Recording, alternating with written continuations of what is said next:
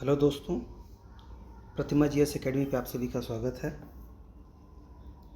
दोस्तों, आगामी जो परीक्षा है, चाहे बिहार पीसीएस हो, उत्तर प्रदेश पीसीएस हो या समीक्षा अधिकारी सहायक समीक्षा अधिकारी का एग्ज़ाम हो, इन सभी को ध्यान में रख करके हमने घटनासार तथा दृष्टि जो आई वाली है उससे संबंधित महत्वपूर्ण तथ्यों की चर्चा हम करेंगे, जिसका पहला सीरीज आज हम शुरू करेंगे। आप लोग लाइक करें, शेयर करें और जिन दोस्तों ने अभी तक हमारे चैनल को सब्सक्राइब नहीं किया है वो सब्सक्राइब कर लें। शुरू करते हैं। 18वीं लोकसभा चुनाव ये 7 चरण में हुआ था और तेलुगु देशम पार्टी और जेडीयू ये फाइनली किंग मेकर के रूप में सामने आए थे।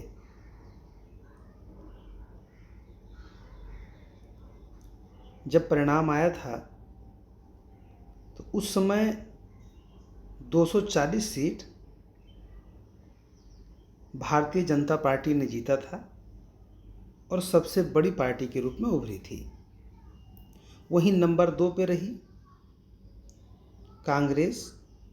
उन्होंने 99 सीट जीता था, लेकिन राहुल गांधी ने वायनाड से जब इस्तीफा दिया तो उनके पास केवल 98 सीट रह गई। और तीसरी सबसे बड़ी पार्टी उत्तर प्रदेश की समाजवादी पार्टी थी। उन्होंने 37 सीटें जीती थी। तो इस तरह नंबर 3 तक पार्टी का नाम आपको जानना है। सरकार किसकी बनी है, कौन किंग मेकर था, यानी कि जो तेलुगु देशम पार्टी है इनके पास 16 सीट थी। नीतीश कुमार की जेडीयू इसके पास 12 सीटें थीं और इन सभी ने मिलकर के एनडीए की सरकार यानी लगातार तीसरी बार प्रधानमंत्री बने हैं श्री नरेंद्र दामोदर दास मोदी। यह दूसरे ऐसे प्रधानमंत्री हैं जो लगातार 3 बार भारत के प्रधानमंत्री बने हैं। इससे पहले जवाहरलाल नेहरू जी लगातार 3 बार प्रधानमंत्री रह चुके हैं। अभी भी सर्वाधिक समय तक का प्रधानमंत्री का जो रिकॉर्ड है वो जवाहरलाल नेहरू के पास ही है। स्वतंत्र भारत के ये 20वें प्रधानमंत्री हैं नरेंद्र मोदी जी।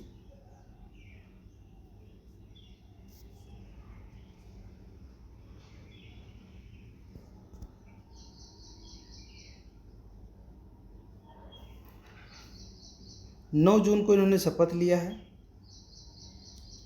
पहली बार शपथ लिए थे ये 26 मई 2014 को, दूसरी बार लिए 30 मई 2019 को और तीसरी बार लिए हैं 9 जून 2024 को। मोदी से पहले लगातार 3 बार जवाहरलाल नेहरू जी थे। इस बार बीजेपी को 240 सीटें मिली और एनडीए गठबंधन 293।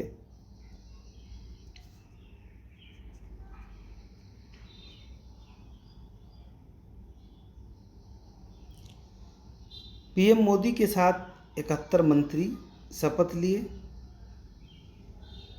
जिनमें 30 कैबिनेट मंत्री हैं, 5 स्वतंत्र प्रभार हैं और 36 राज्य मंत्री हैं।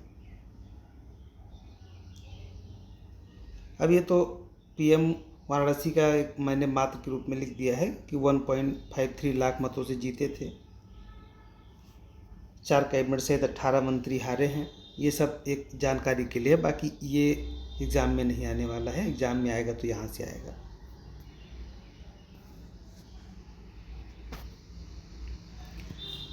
इस बार मंत्रिमंडल में 7 महिलाएं हैं जो 2 कैबिनेट हैं और 5 राज्य मंत्री के रूप में हैं। 27 ओबीसी वर्ग के हैं, 10 एससी से और एसटी से 5। ये आंकड़ा इसलिए दे दिए हैं हम, वैसे ये पूछा नहीं जाएगा कि कौन ओबीसी से कितना है, एससी से कितना है, एसटी से कितना है। इसको देने का मतलब ये है कि जातिगत जनगणना की बात हो रही है। बिहार, तेलंगाना ऐसे जो राज्य हैं वो जातिगत जनगणना करा चुके हैं। तो हो सकता है कि आयोग के मंशा आ जाए कि जो मंत्री बनाए गए हैं उसमें कितने SC ST मंत्री हैं। मतलब प्रोबेबिलिटी तो नहीं है, 0.1% की प्रोबेबिलिटी है आने की, लेकिन फिर भी कहीं अगर ऐसा आ गया तो ये न रह जाए कि आपको जानकारी नहीं है। अल्पसंख्यक से 5 हैं, मुस्लिम से कोई भी मंत्री केंद्र में नहीं है। ये ध्यान रखना है कि मुस्लिम वर्ग से कोई भी मंत्री नहीं है। अल्पसंख्यक से 5 हैं तो, लेकिन वो मुस्लिम नहीं हैं। शपथ समारोह में शामिल हुए शेख हसीना, रानिल विक्रमसिंघे, शेरिंग टोब्गे, यानी कि जो अपने नेबर कंट्रीज है वहाँ के प्रमुख शामिल हुए हैं। प्रवीण जगन्नाथ, पुष्प कुमार दहल, मोहम्मद मोइजू, अहमद हफीब, ये लोग शामिल हुए हैं। अन्य प्रमुख तथ्य है, सूरत से निर्विरोध मुकेश दलाल जीते हैं, ये BJP के हैं। ये बहुत ही महत्वपूर्ण है, मोस्ट इम्पॉर्टेंट, क्योंकि आज के समय में कोई निर्विरोध सांसद बने ये बहुत बड़ी बात है। तो सूरत से लोकसभा सीट से निर्विरोध मुकेश दलाल, जो भारतीय जनता पार्टी के सदस्य हैं, इन्होंने चुनाव जीता है। और सबसे युवा सांसद पुष्पेंद्र सरोज हैं, ये समाजवादी पार्टी के हैं, कौशाम्बी से चुनाव जीते हैं। 25 वर्ष 3 माह की इनकी उम्र है। और एक बात और ध्यान देना है, जो महिला सबसे युवा हैं वो भी सरोज हैं, वो भी समाजवादी पार्टी से ही हैं।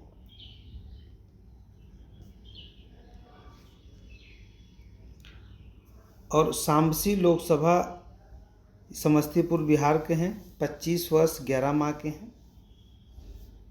सर्वाधिक अंतर से जो जीत हासिल हुआ है शंकर लालवानी को मिला है, ये 11,75,092 मत से जीते हैं, इंदौर के BJP सांसद।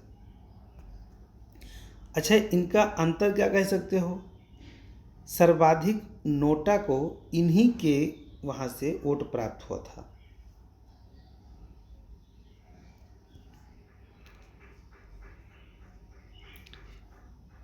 सबसे कम अंतर से जीत हासिल किए हैं रविंद्र दायकर, मात्र 48 मत से जीते हैं। ये मुंबई शिवसेना के हैं।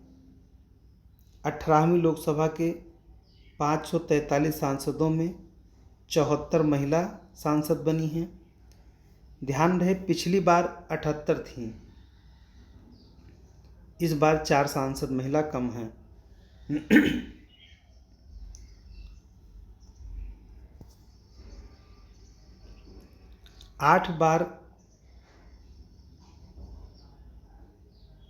8वीं बार लोकसभा में निर्वाचित हुए हैं वीरेंद्र कुमार, टीकमगढ़ MP से सांसद हैं। सर्वाधिक नोटा का प्रयोग हुआ है इंदौर में, जो भी मैंने लालवानी में बताया था।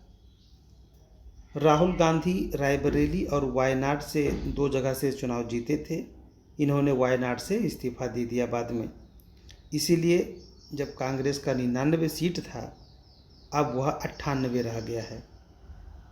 प्रोटेम स्पीकर भरथरी महतो बने थे, ये उड़ीसा से सांसद हैं। भरथरी महतो, ये पूछ सकता है कि 18वीं लोकसभा के प्रोटेम स्पीकर कौन थे? स्पीकर ओम बिरला बने हैं, ये कोटा से सांसद हैं। आंध्र प्रदेश, उड़ीसा, अरुणाचल प्रदेश और सिक्किम में यहाँ विधानसभा चुनाव भी हुआ।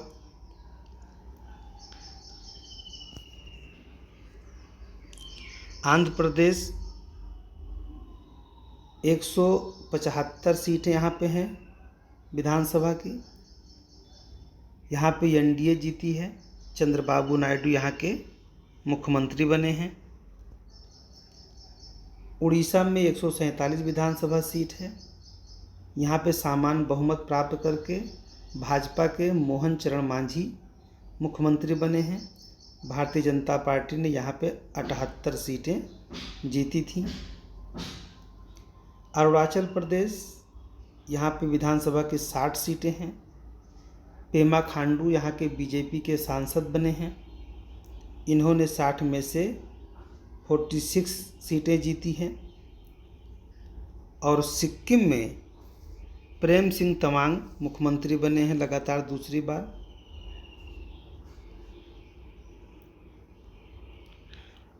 आंध्र प्रदेश के राज्यपाल अब्दुल नज़ीर हैं। उड़ीसा के राज्यपाल रघुवर दास हैं। अरुणाचल प्रदेश के राज्यपाल केटी पटनायक हैं। सिक्किम के राज्यपाल ओम प्रकाश माथुर हैं। तत्कालीन बांग्लादेश की प्रधानमंत्री शेख हसीना की भारत यात्रा पे कुछ समझौते हुए थे। तिस्ता नदी जल संरक्षण हेतु परियोजना पे राजशाही बांग्लादेश व कोलकाता भारत के बीच समझौता हुआ है। इसके मध्य ट्रेन सेवा शुरू किया गया है। चटगांव बांग्लादेश और कोलकाता भारत के बीच बस सेवा का भी शुरुआत किया गया है।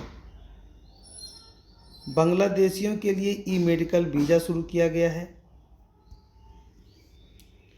रंगपुर बांग्लादेश में सहायक उच्चायोग खोला जाएगा। डिजिटल समुद्री अंतरिक्ष उपग्रह संचार रेल आपदा मत्स्य पालन साझेदारी का सहयोग किया जाएगा, उस पर भी समझौता हुआ है। ये न्यूज बहुत महत्वपूर्ण है। जो कोझिकोड है केरल का, इसे यूनेस्को के साहित्य शहर घोषित किया गया है। ये इस बार के एग्ज़ाम में देखने को आपको मिलेगा। किसी भी एग्ज़ाम में मिल सकता है, लेकिन मिलेगा। ये 99% समझ लीजिए कि क्वेश्चन आ रहा है, क्योंकि कोझिकोड जो है यूनेस्को के साहित्य शहर है। अभी हाल ही में उत्तराखंड में हुए पीसीएस में पूछा भी गया था, और संभवतः यह उत्तर प्रदेश और बिहार में भी पूछे जाने की संभावना है। लोक परीक्षा अनुचित साधन रोकथाम अधिनियम बनाया गया है। अधिसूचना जारी की गई 21 जून 2024 को, और राष्ट्रपति की अनुमति मिली है 12 फरवरी 2024 को। प्रावधान कड़े कर दिए गए हैं। कई परीक्षाएं लीक हो जा रही थीं। अब इसमें अगर कोई गड़बड़ी करता है तो सामूहिक रूप से अगर प्रयास किया जाता है, सांगठनिक रूप से, तो उसके लिए न्यूनतम 10 साल की सज़ा है और 1 करोड़ रुपये का जुर्माना है। परीक्षा में अनुचित साधन का प्रयोग में 3 से 5 साल का सज़ा है और 10 लाख तक का जुर्माना है। न्यूनतम सज़ा 3 साल की है। संगठित अपराध अगर कोई करता है तो 10 साल जेल, 1 करोड़ का जुर्माना है। भुज का स्मृति वन भूकंप संग्रहालय को यूनेस्को द्वारा सबसे खूबसूरत 7 संग्रहालयों के बीच प्रिक्स वर्सेल पुरस्कार से नवाजा गया है। यह तीसरा स्थान प्राप्त हुआ इसे। ये भुज स्मृति वन है क्या?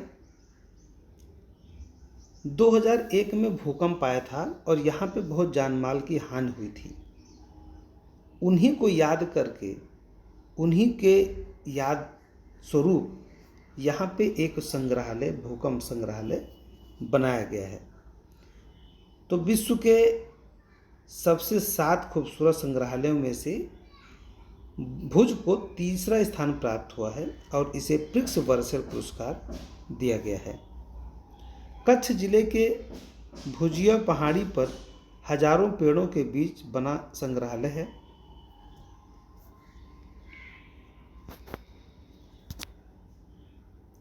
ए फोर्ट आर्ट म्यूजियम चीन नंबर 1 पर है। ग्रेट डिजिप्टियन म्यूजियम ये मिस्र की है। देखिए यहाँ पे क्या याद कैसे करना है, भुज तो भारत से याद कर लोगे, तीसरे नंबर पे है। डिजिप्ट के रूप में याद कीजिएगा तो मिस्र का याद हो जाएगा, और ए फोर्ट आर्ट चीन का है।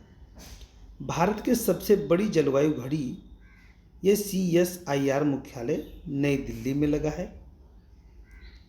कश्मीर में विश्व के सबसे ऊंचे रेलवे पुल पूर्ण ट्रेन ट्रायल सफल हो गया है।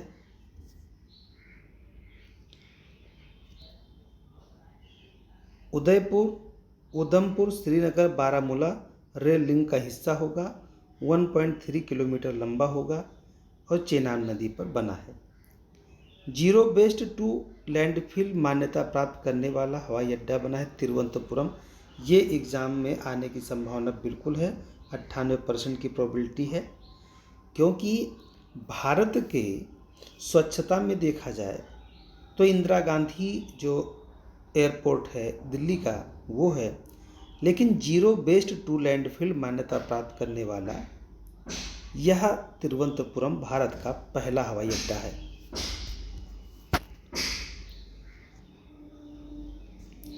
WHO ने हाल में राष्ट्रीय विरासत संस्थान के रूप में मान्यता दिया है हैदराबाद को। ये जो NIMS है, राष्ट्रीय विरासत संस्थान, इसे मान्यता दिया है। DD चैनल द्वारा AI एंकर कृषि और भूमि को लॉन्च किया गया है, यानी दूरदर्शन चैनल जो DD किसान है यह 9वीं वर्ष पर ऐसा किया है, सरकारी चैनल है जिसने कृषि और भूमि को ये आर्टिफिशियल इंटेलिजेंट एंकर के रूप में लॉन्च किया है।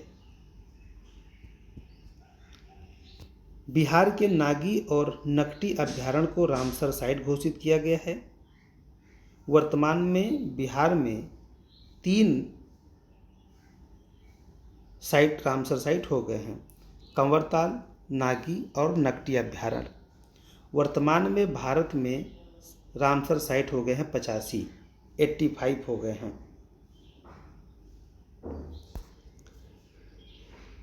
रामचरितमानस, पंचतंत्र और सहृदय लोचन यूनेस्को के विश्व स्मृति रजिस्टर में इसे शामिल किया गया है।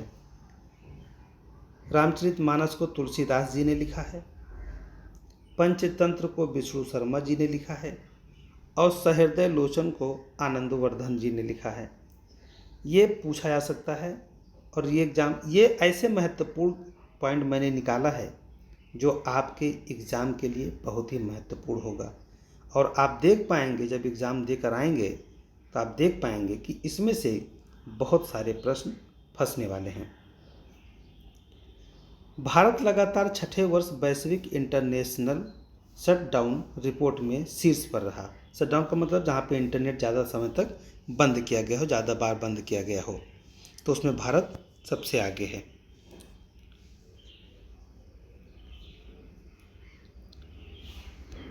ठीक है दोस्तों, तो इसके आगे कंटिन्यू हम करेंगे। आप लोग अपने दोस्तों को शेयर करें, जो लोग करंट अफेयर्स को अभी तक नहीं देख पाए हैं। यदि हमारा सीरीज देखते हैं तो उन्हें काफ़ी सहयोग होने वाला है। धन्यवाद। जय हिंद, जय भारत।